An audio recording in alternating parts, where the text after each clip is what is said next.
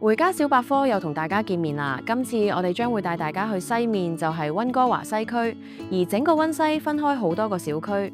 我哋今集嘅主角就係 Marple。Marple 區嘅主要幹道分別係 Granville、Oak 同埋 Cambie， 成個社區嘅發展都係圍繞住呢3條道路。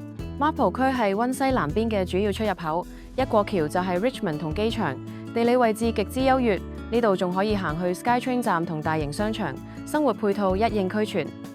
而學區方面，Marple 區就屬於著名嘅39區，當中以小班教學同 IB 課程出名嘅 Sir Winston Churchill Secondary School 同埋以藝術同音樂聞名嘅 Mackie Secondary School 都吸引好多家庭揀呢區嘅主要原因。喺房屋選擇方面呢度除咗有獨立屋同 townhouse， 仲有好多中低層住宅，而供應量相對較高，所以近年吸引咗好多後生仔同家庭搬入嚟。而講到近年 Marple 區嘅變化，就一定要睇下佢嘅核心街道 Oak 街。大家估下呢張相喺邊度？而家已經變成咁樣，係咪爭好遠呢？而且 Oak 街未來仲會係政府重點發展嘅地區之一，潛力非常大。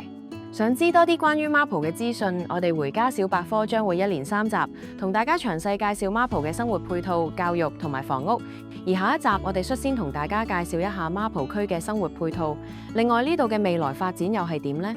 記得唔好錯過啦！